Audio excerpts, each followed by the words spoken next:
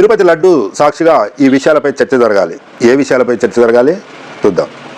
తిరుపతి లడ్డు తయారీ విషయంలో గత ప్రభుత్వ హయాంలో కల్తీ నెయ్యి వాడటం జరిగింది. అది కూడా జంతు కళేబరాల నుంచి తీసిన నెయ్యిని వాడటం జరిగింది అనేది ప్రధానంగా ఇప్పుడు తెలుగు రాష్ట్రాలతో పాటుగా దేశవ్యాప్తంగా చర్చనీయాంశమైంది. ఒక రకంగా సూర్యుని చుట్టూ భూమి తిరుగుతున్నట్టుగానే లడ్డు చుట్టూ మాత్రమే రాజకీయాలు, సోషల్ మీడియా, సినిమా సెలబ్రిటీస్ అందరి యొక్క వ్యాఖ్యానాలు తిరుగుతున్నాయి.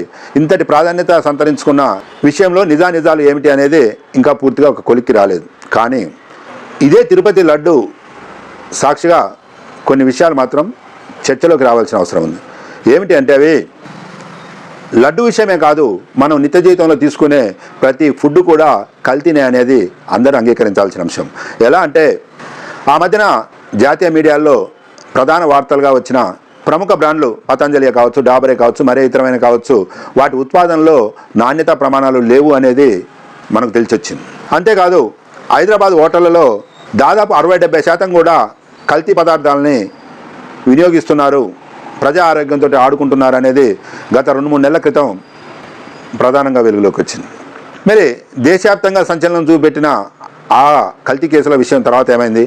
రాష్ట్రీయంగా సంచలనం చూపెట్టిన ఈ ఓటర్ల కల్తీ విషయం ఏమైంది? ఈ రెండే కాకుండా మీరు ఏ ఊరు వారైనా సరే మీ ఊళ్ళో ఒక షాపుకు సంబంధించి కల్తీ నూనెలు విక్రయిస్తున్నారనో, మరో షాపుకు సంబంధించి కల్తీ కారం, కల్తీ పసుపు లాంటి తయారు చేస్తున్నారు లేకపోతే విక్రయిస్తున్నారు అనేదో మనకు వార్తల్లోకి వస్తున్నాయి. ఆ తర్వాత ఎన్ని కేసులు ఏమవుతున్నాయి? ప్రజారోగ్యం అనేది ఇలా అంగట్లో ప్రశ్నార్థకంగా మిగిలిపోవడం ఎంతవరకు సబబు అనేది మాత్రం తిరుపతి లడ్డు సాక్షిగా ఇప్పుడు మరోసారి చర్చనీయాంశం కావాల్సిన అవసరం ఉంది. జనరల్గా శాంతి భద్రతలు అనేవి అందరికీ సంబంధించిన విషయం కాకపోవచ్చు, అయినప్పటికీ ప్రతి ఊరిలో పోలీస్ శాఖ అనేది పటిష్టంగా పనిచేస్తుంది. కానీ తీసుకునే ఫుడ్, తాగే నీరు ఇట్లాంటివి మాత్రం అందరికీ సంబంధించినవి. దానికి సంబంధించిన ఫుడ్ ఇన్స్పెక్టర్ మాత్రం ఎక్కడ ఉన్నారో తెలియదు, వారి కార్యాలయం ఏంటో తెలియదు, వారెవరో తెలియదు. ఇటు రాష్ట్ర ప్రభుత్వం కానీ అటు కేంద్ర ప్రభుత్వం కానీ కల్తీ నిరోధకత అనే అంశాన్ని ఒక ప్రధాన ఏజెండాగా తీసుకొని స్పెషల్ డ్రైవ్ నిర్వహించుకొని ప్రత్యేక అధికారులని నియమించుకొని ప్రజారోగ్యాన్ని కాపాడాల్సిన అవసరం ఉంది.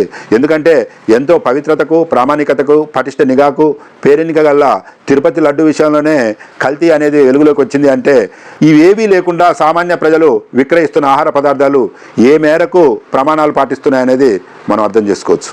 Thank you for watching. మరో ఆసక్తికరమైన అంశంతో మళ్ళీ మేము ముందుకు వస్తాను.